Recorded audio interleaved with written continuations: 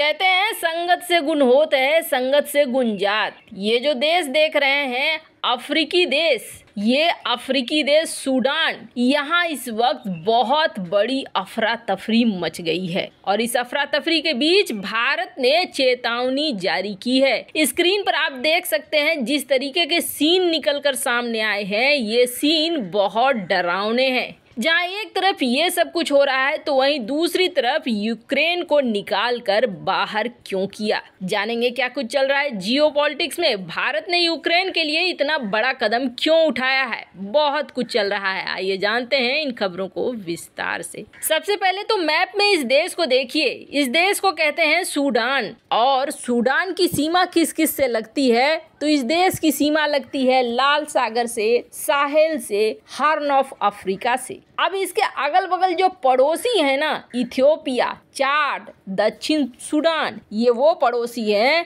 जहां अस्थिरता फैली हुई है। राजनीतिक उथल पुथल लगातार है। 2020 के अंत से इथियोपिया के टाइग्रे क्षेत्र में हजारों शरणार्थी भाग रहे हैं, पूर्वी सूडान में घुस रहे हैं। यहाँ पर भी लड़ाई झगड़े चल रहे हैं और ऐसे ही इसके करीब करीब सारे पड़ोसियों के बीच है। हुआ क्या है, 1956 में सूडान आज़ाद होता है और आज़ाद होते ही सूडान में सेना का बोलबाला हो जाता है। सूडानी सेना लंबे समय तक कई बार अपने ही घर में युद्ध छेड़ती है, बार बार तख्ता पलट करती है और देश की इकोनॉमी पर पकड़ बना लेती है। 2021 में एक तख्ता पलट होता है और इस तख्ता पलट में सेना और लोकतंत्र समर्थक पार्टियों के बीच अविश्वास बहुत ज्यादा गहरा जाता है। लोकतंत्र समर्थक पक्ष ने सेना के खिलाफ आंदोलन शुरू कर दिया, लेकिन इसका कोई खास प्रभाव नहीं पड़ा। जो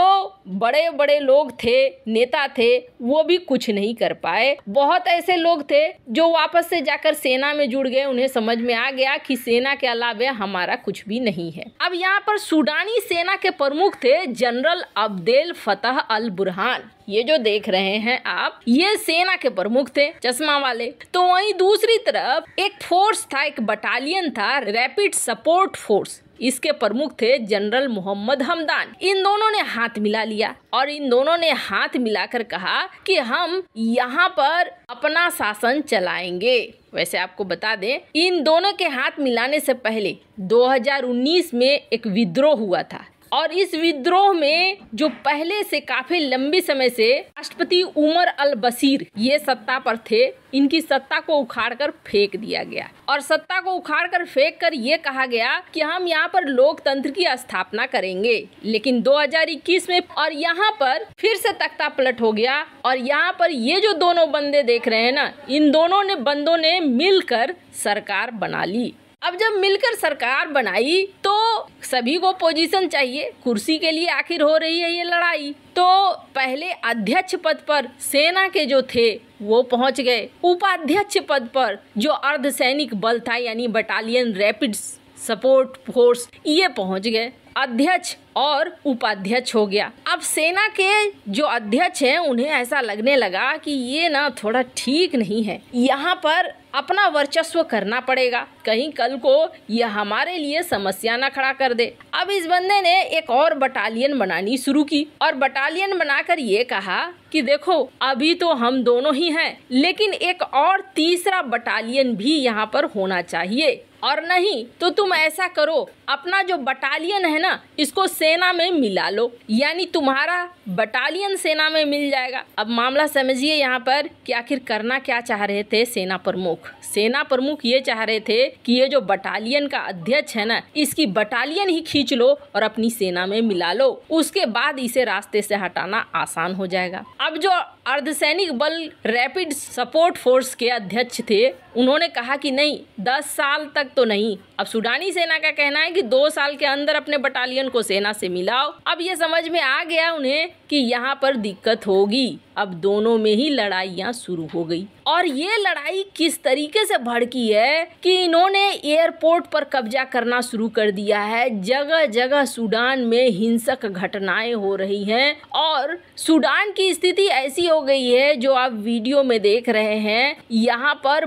बहुत बुरे हालात हो गए हैं। कब कहाँ क्या क्या हो जाए कहना मुश्किल हो गया है। स्थिति इतनी खराब हो गई है। हालांकि यहाँ पर भारत ने भी अलर्ट जारी कर दिया है। भारत ने इसलिए अलर्ट जारी किया है क्योंकि यहाँ पर 1500 से ज्यादा भारतीय रहते हैं। अंतर्राष्ट्रीय हवाई अड्डे पर ही कब्जा कर लिया गया है, जिसके कारण उड़ानें भी बंद हो गई हैं। ऐसे में कई विदेशी नागरिक यहाँ पर फंस गए हैं और सूडान मामले में आप जल्द ही देखेंगे और भी देश की एंट्री होगी, क्योंकि उनके नागरिक यहाँ पर फंसे हुए हैं। खैर, जहाँ एक तरफ ये दो लड़ाइयाँ चल रही है, तो वहीं दूसरी तरफ भारत ने यूक्रेन को बाहर का रास्ता क्यों दिखला दिया। ऐसा है कि यूक्रेन की कई सच्चाइयाँ निकलकर बाहर आ रही है और अब तो दिखने लगा है कि यूक्रेन किस तरीके से दुनिया को बेवकूफ बना रहा है, और यूक्रेन के इस बेवकूफ़ी में दुनिया का कोई देश आए या ना आए,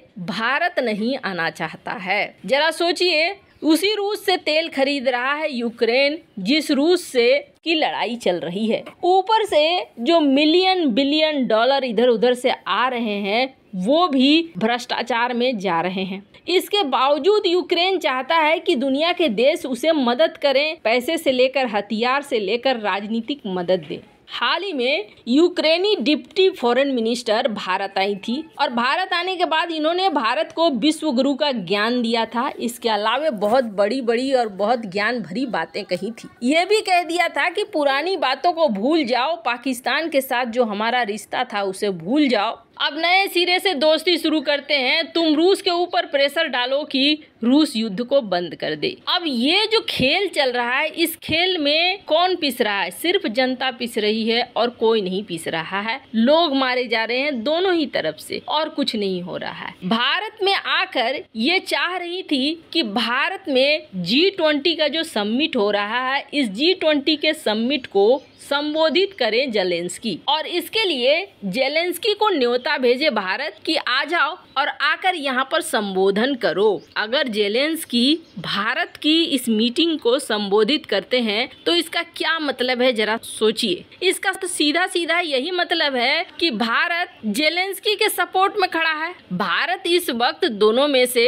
किसी के पक्ष में खड़ा नहीं है। एक तो पहले से ही G20 का डिक्लेरेशन रुका हुआ है। G20 का डिक्लेरेशन इसलिए रुका हुआ है क्योंकि वार शब्द पर सहमत नहीं हो रहा है रूस चाइना। ऊपर से यूक्रेन की ये मांग कि जेलेंस्की को इनवाइट करे, ये कहीं से भी भारत के फेवर में जाता हुआ नहीं दिख रहा है। पुतिन यही मानकर चलेंगे कि यूक्रेन के तरफ हो लिया भारत, और पुतिन भी आ रहे हैं इस मीटिंग में। इसलिए भारत के लिए बहुत जरूरी हो जाता है कि भारत ऐसा कुछ भी न करे जिससे हमारी दोस्ती के बीच में कोई असर हो। यही वजह है कि भारत ने यूक्रेन को ना कह दिया है। वैसे आपको क्या लगता है, भारत ने सही किया है या नहीं? कमेंट कर अपनी राय जरूर बताएं।